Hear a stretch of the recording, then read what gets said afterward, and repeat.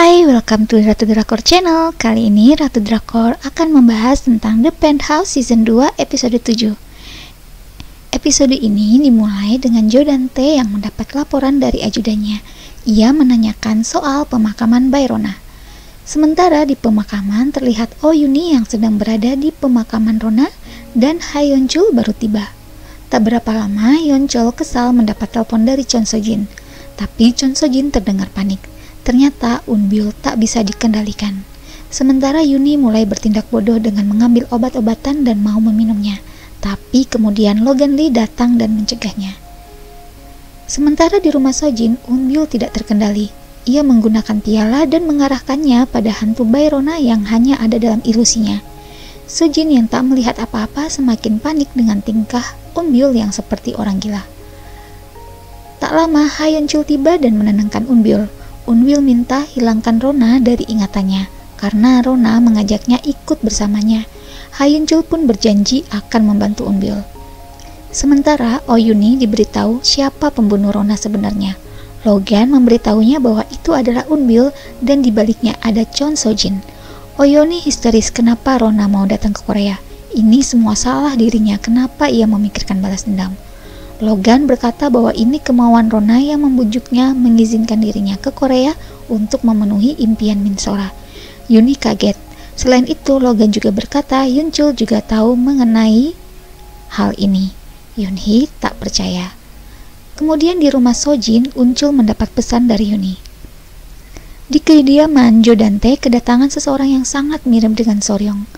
Jo Dante kaget melihat kedatangan wanita tersebut dan melihat tanda kupu-kupu di pundaknya. Wanita tersebut menggoda Jo Dante, apakah ia pikir dirinya adalah Soryong yang hidup kembali. Dan ternyata dia adalah Nagyo, seseorang yang sangat mirip dengan Soryong dan mama asli si kembar. Beralih ke Unbyul, Chon So Jin dan Yeon Chul sedang menunggui Unbyul di rumah sakit. Yeon Chul mendapat telepon dari Yuni tapi tidak diangkat. Kemudian Oh Yuni mendatangi guru pengiring Bayrona dan memintanya berkata jujur. Ia kaget melihat ada nomor telepon Yeon Chul di sana. Chon So Jin dan Yeon Chul menunggui Unbyul yang telah disuntik untuk menghilangkan sedikit traumanya.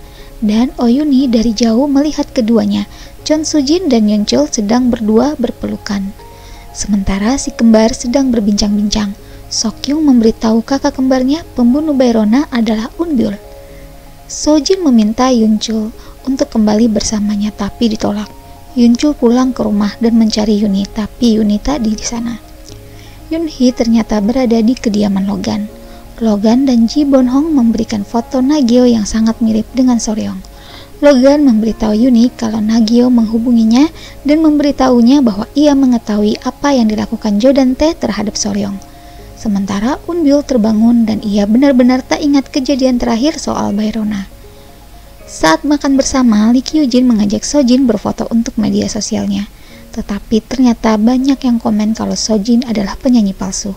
Dan kemudian hal itu menjadi berita besar.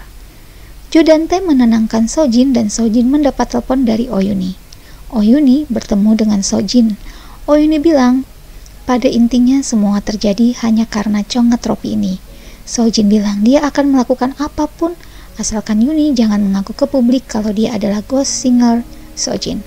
Oh Yuni minta Sojin berlutut dan minta maaf padanya dulu pernah mencelakakan tenggorokannya dan mengakui bahwa ia kalah dari Oh Yuni 25 tahun lalu. Sojin pun melakukannya sambil menangis.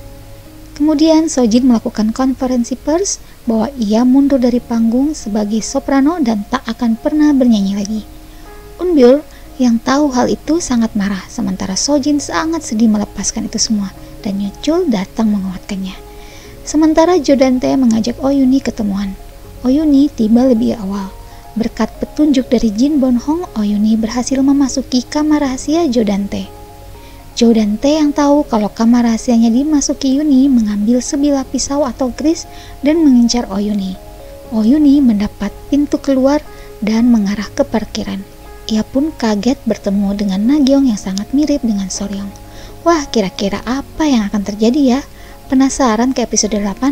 Tunggu review selanjutnya di Ratu Drakor Channel. Terima kasih telah menonton sampai selesai dan jangan lupa untuk like, share, and subscribe. Thank you.